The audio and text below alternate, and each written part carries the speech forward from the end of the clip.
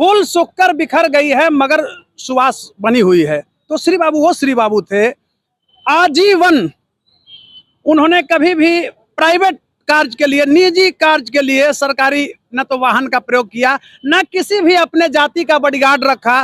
कि श्री बाबू बिहार के प्रथम मुख्यमंत्री ही नहीं थे। आप लोग जानते ही हैं कि उनको श्रद्धा से लोग बिहार केसरी कहते हैं। तो प्रथम मुख्यमंत्री ही नहीं थे, बल्कि अंतरिम जब सरकार बनी 37 में, तो 37 से लेकर के 1937 से लेकर के 46 तक वो बिहार के प्रधानमंत्री बने। एक राष्ट्रीय स्तर पर अपनी अलग पहचान बनाई। और मुझे कहने में कोई अतिशयोक्ति नहीं है कि राजेंद्र बाबू भी यहाँ के बिग लीडर थे। नमस्कार, आप देख रहे हैं आगाज फर्स्ट न्यूज और मैं हूँ आपके साथ करुणा तिवारी। बिहार के प्रथम मुख्यमंत्री श्री कृष्ण सिंह, जिन्हें लोग प्यार से श्री या श्री बाबू के नाम से कहते हैं या जानते हैं। लेकिन आपको बता दें कि आज पटना राजधानी जो है, चौक चौराहों पर उनकी जयंती के उपलक्ष्य में पोस्टर लगा हुआ है और मांग उनके समर्थकों द्वारा किया जा रहा है कि भारत रत्न दिया जाए। कुछ दिन पहले मुख्यमंत्री नीतीश कुमार के समर्थकों द्वारा ये लगाया गया था और मांग बार बार उठाया जा रहा था कि उन्हें भारत रत्न दिया जाए। लेकिन इस विषय पर आज चर्चा करेंगे। हमारे साथ मौजूद है पटना हाईकोर्ट के जाने माने अधिवक्ता डॉक्टर कौशलेंद्र नारायण। कौशलेंद्र जी, इसे किस तरीके से देखते हैं? एक तरफ नीतीश कुमार और दूसरी तरफ श्री बाबू, जिन्हें प्यार से लोग कहते हैं श्री कृष्ण सिंह के बारे में, जिन्हें भारत रत्न मिलना चाहिए। देखिए, सर्वप्रथम तो मैं धन्यवाद देता हूं कि आज बहुत ही प्रासंगिक मुद्दा लेकर के आप मेरे पास आए हैं। और मेरा नैतिक दायित्व बनता है, एक अधिवक्ता के रूप में ही नहीं बल्कि एक बिहार के जिम्मेवार नागरिक के रूप में, कि श्री बाबू का बिहार के जो नवनिर्माण में योगदान रहा है वो अद्वितीय रहा है, कोई भूला नहीं सकता है। और आधुनिक बिहार के निर्माता भी उन्हें कहा जाता है।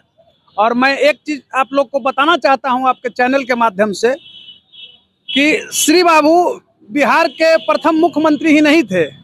आप लोग जानते ही हैं कि उनको श्रद्धा से लोग बिहार केसरी कहते हैं।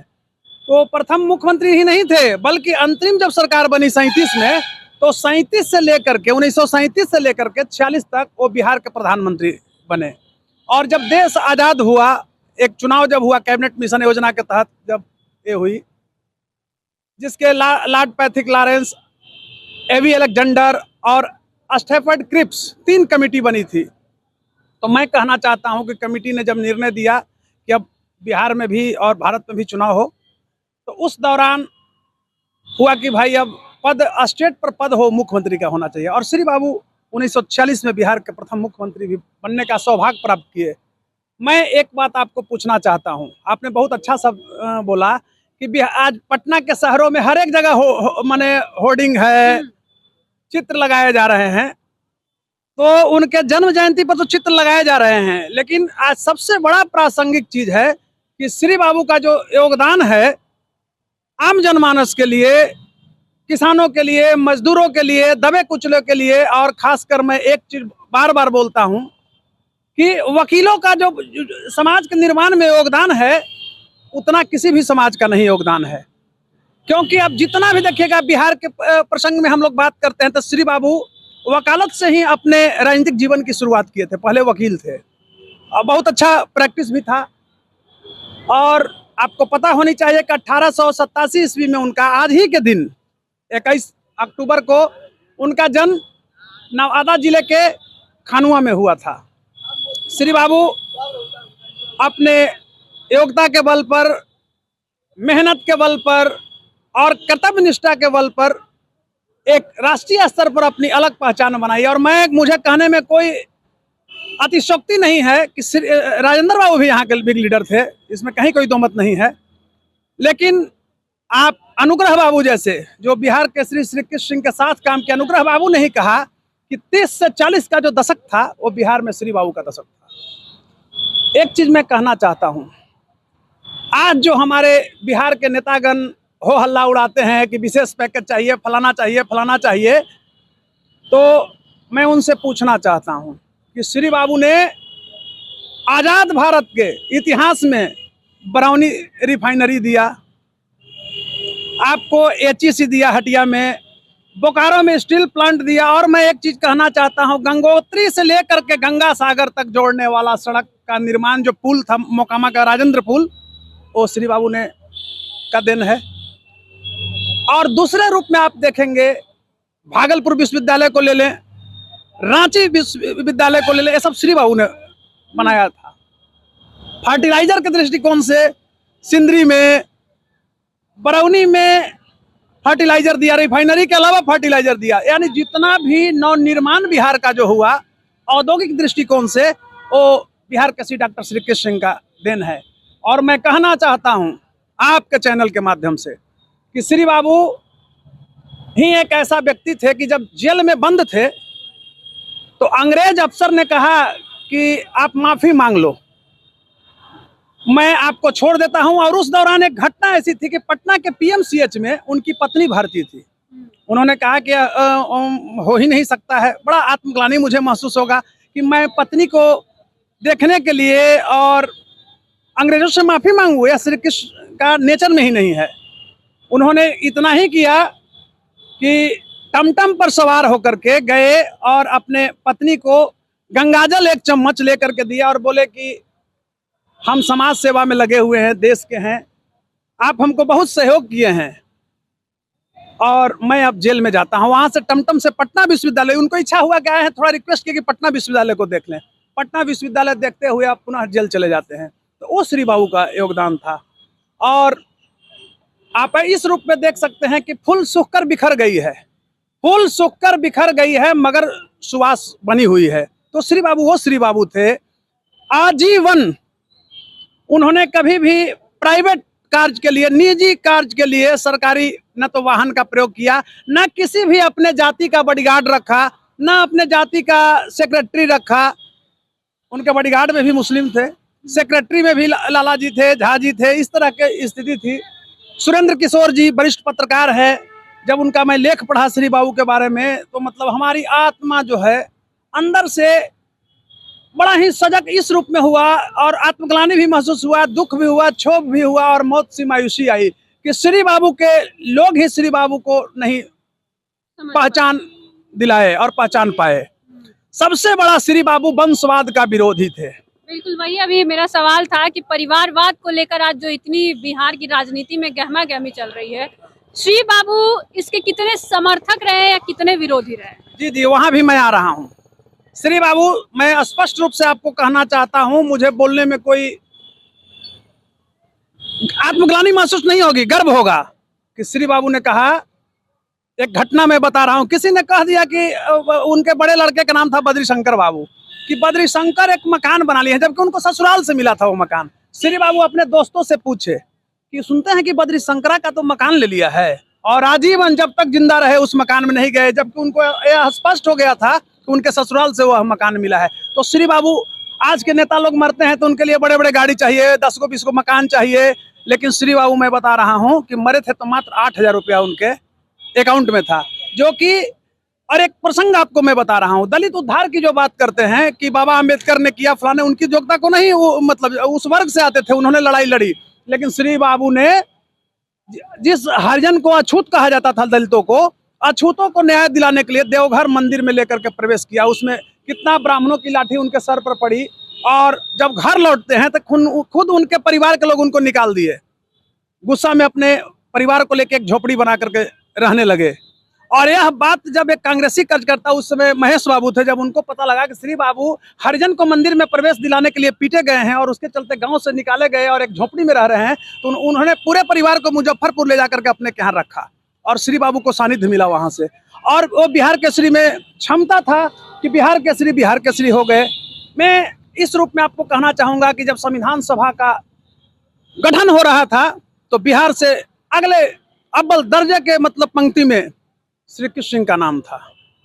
और आज ध्यान दीजिए, मुझे कोई एतराज नहीं है कि कर्पूरी ठाकुर को मिल गया। कर्पूरी ठाकुर रियल में समाजवाद के लड़ाई लड़े, बाद में उनके वंशज नहीं लड़े, बाद में उनके वंशज भी परिवारवाद में आ गए। लेकिन इस चीज को आप समझिए कि श्री बाबू आज क्या भारत रत्न के हकदार नहीं है? श्री बाबू ने ही जगजीवन राम को राजनीति में लाया और दिल्ली भेज दिया यहाँ से। और एक चीज गर्व होना चाहिए बिहार की राजनीति में कि भारत का उस समय यशस्वी प्रधान, इंसाइक्लोपीडिया ऑफ इंडिया कहा जाता है नेहरू को। नेहरू के योगदान को कोई भारत में भुला नहीं सकता है यह देश।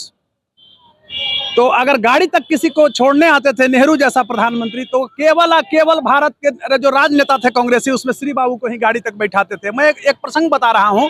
श्री बाबू किताब पढ़ने के बहुत शौकीन थे। 55,000 पुस्तकों का उन्होंने अध्ययन किया था।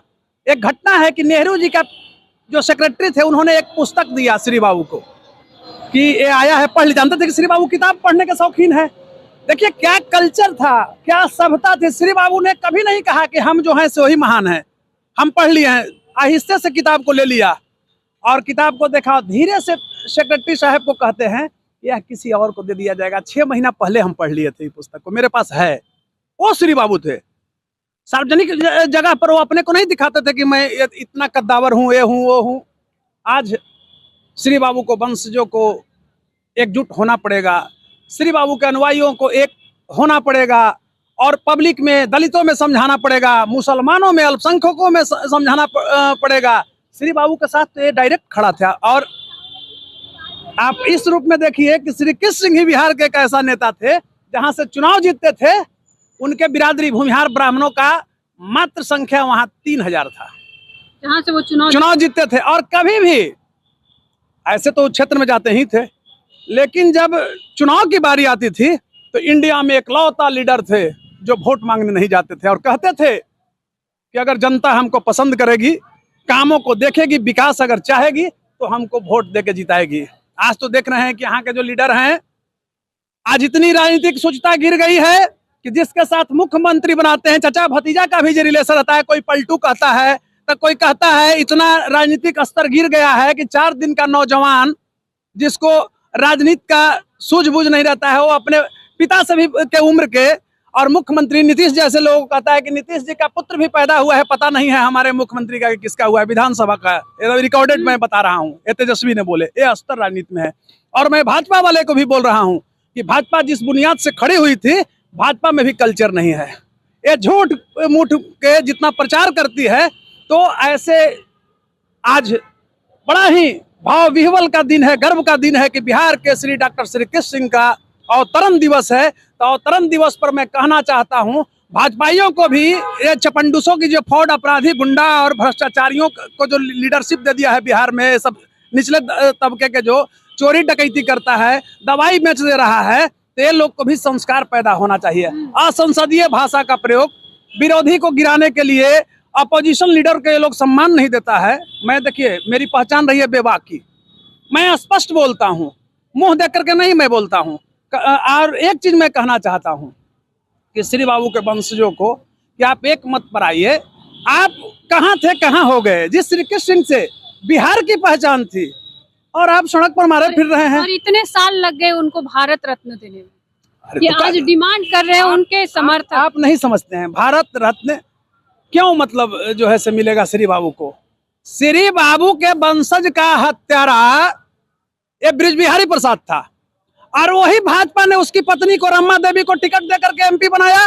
और दुर्भाग्य है, शर्म से भूमिहारों को झुकना चाहिए कि वही भूमिहार भाजपा को वोट दिया पूरे बिहार में सुशील मोदी के कहने पर। सुशील मोदी की औकात थी यादवों के साथ खड़ा होने का, तेजस्वी के सामने खड़ा होने का?